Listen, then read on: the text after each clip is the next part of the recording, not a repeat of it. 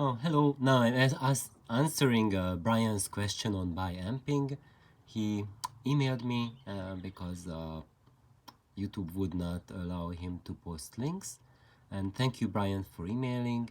And to all of you who have sent me emails, thank you. I have received them, and I will answer them, and most likely with a YouTube follow-up video, simply because it's easier for my eyes to talk than to type, um, and and instead of making like typing like a 10-page long email, and then it's just hard for you to read, if I show like a picture is worth 1,000 words, and I think my answers will be much more useful if it's in this video format. So basically Brian has a really wonderful system, and that now let's look at his Instagram page.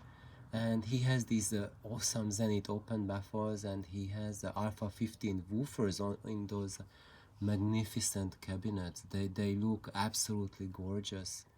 And what he's doing is he has the Ken Uesugi 2A3 amplifier that he is running the open baffles with. So the open baffles are here in the Zenith, and that's the 49CZ series Zenith loudspeaker there, the same one that I was using, and you can also find it at Glow in the Dark Audio's website. So he has a write-up on them, and he comments on them very favorably, and I think they're a true gem, and if you find them you will be very happy. They are very efficient, very dynamic, and truly a joy to live with and listen to.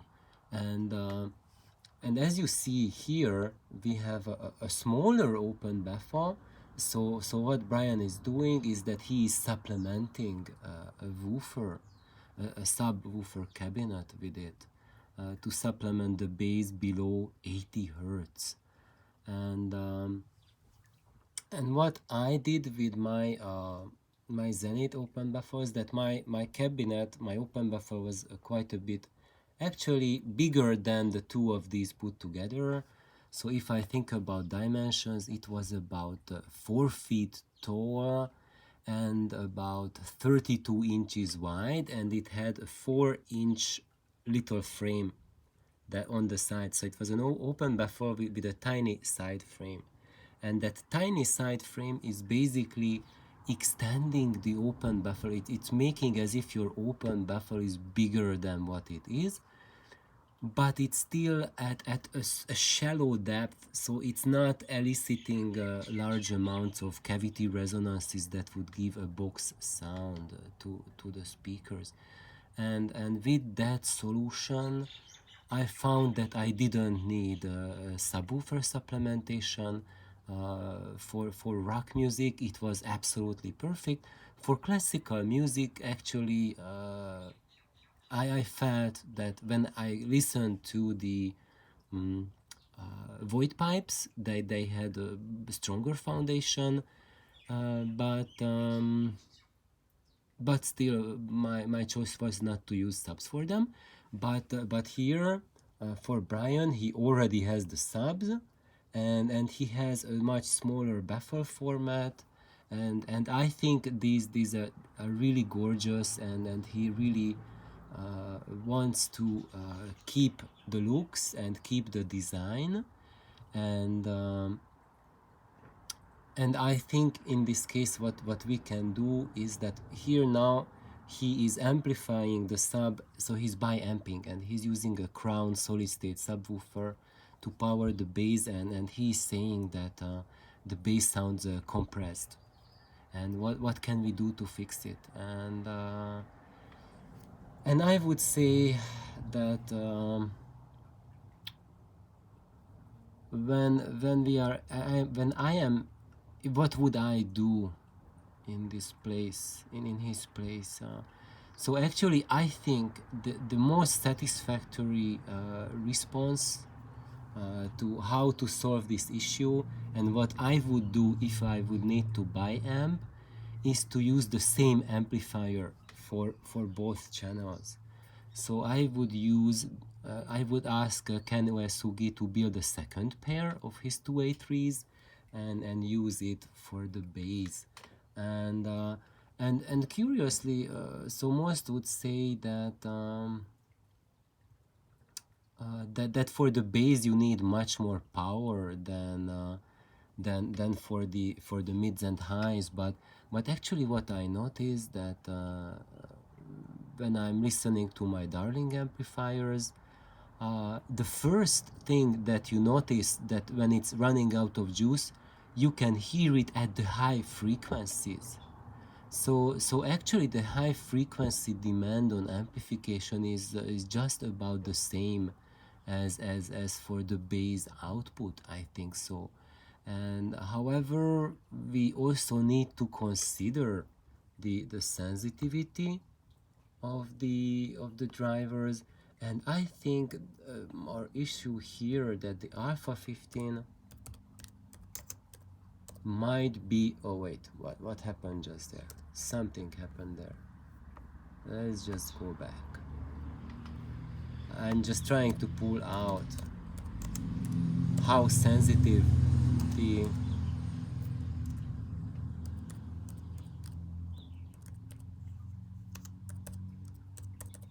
Alpha 15 is. Can we pull it out? Here it is, Eminence Alpha 15. Because if it has much lower sensitivity than the Zenith, then using the same power amplifier as for the Zenith, it will not work, because clearly we would need much more. But let's just have a look around. Let's just scroll down, manuals and resources, and we look at specifications. So when we look at it, TLS small parameters and others, let's see, sensitivity 97 dB, and let's see what 8 ohm driver. So I would say that that you can get by with using the same amplifier for the alphas as using for the Zenith, because they are in the same ballpark for sensitivity. And I think it will be a really nice balance. Also, one thing that you might want to do, I'm not sure which USUG 2A3 you have. Is it a single tube per channel, or is it a parallel 2A3 per channel? Maybe what you can also ask Ken is to build you one with two 2A3s per channel, but I think that might be an overkill. I think the cleanest solution would be truly to get the same amplifier that you are using right now with the Zenith, and also ask him to build you a crossover for it, a low pass second order 80 hertz crossover, because right now with the Crown you can set the low pass, and you've been using 80 hertz and that works for you. So you could use a second order 80 hertz low pass for the alphas with the USUG 2A3, and I would say don't go higher than second order, because that's going to really cause problems. Like if you have really sudden phase change like third order or higher, then it's going to wreak havoc. I would even say go first order, but because the Zenith reaches down quite well and it rolls off naturally, I would suggest going with as low cross order crossover order as possible. I would certainly not go anything higher than second order. You might even try first order, but let's look. Do they have a graph? How? Oh no, you would need second order, because with the first order, this massive efficiency boost here at 2 kilohertz, that's going to cause problems. So you need to cross it at second order to match it up with the Zenith. And also, when you use a second order crossover, make sure that when you hook up the woofer, flip the positive and negative terminals, because the phase with which it's going to meet the Zenith, it will be out of phase compared to the Zenith. So you will need to flip the woofer to make it smooth. So I hope this helps. And a few more ideas. I see that you are using a glass top. I would when you use a glass and you put it on the cabinet, that's going to add a lot of high frequency resonances. Luckily it's on the woofer, so it's just resonating like up to maybe a few hundred hertz, but mostly below 80 hertz. So it's not going to be that much of a problem, but we are having the high frequencies radiated right from on the top, and those sound waves are still hitting the glass, and they might cause problems. So if you hear that the sound is too harsh, the highs are too much for your ears, then one culprit can be this glass. If you feel that the high frequencies are balanced, then don't worry about it. And the same goes or similar goes true for the metal stand on which the open buffer stands. I would make sure to fill up the cavities of the metallic cavities with sand to dampen it more, and to make the stand less resonant. So when it's filled with sand, it will not add metallic resonances. But when you do that, you will also remove some of the top end extension. Actually, it's not extension, it's added coloration. But if you are using just the Zenith 49CZ and you are not using the extra tweeter, then the coloration that the stand and the glass plate are adding will give us the illusion of having a more extended top end and compensate for the lack of the extra tweeter.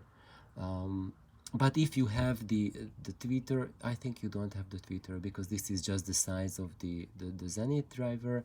So I would say that if you like the high frequencies and the balance of top end and integration of top end, then this is good as it is. If it's a little bit shrill or grassy or metallic, then these two are the main culprits. And I would like to congratulate you because this is just absolutely beautiful design, and it's fantastic. So it really gets a huge thumbs up from me, and thank you everyone who was watching this video, and I hope I helped everyone. If you are in a similar situation of trying to buy amp, I know I had a bunch of videos on buy amping and I describe a bunch of situations, but I haven't shared this solution yet with anyone, but this would be my maybe ultimate solution. And then it works when you have your mid-range driver or mid-high driver and your woofer at the same efficiency. So in this specific case, then you can use the same type of amplifier. Like in this case, let's just have another look at the USUG. Is just such a gorgeous amplifier. Then I would use a second pair to drive the woofers. Previously, I have not mentioned this scenario because in most cases it's very hard to find a woofer that has the same efficiency as your main driver. But really, if you want the best result, this is the way to go. Have them at the same efficiency. So thank you for tuning in. Thank you, Brian, for your question, and thank you for sharing your fantastic system with us. Have an awesome day. Bye-bye.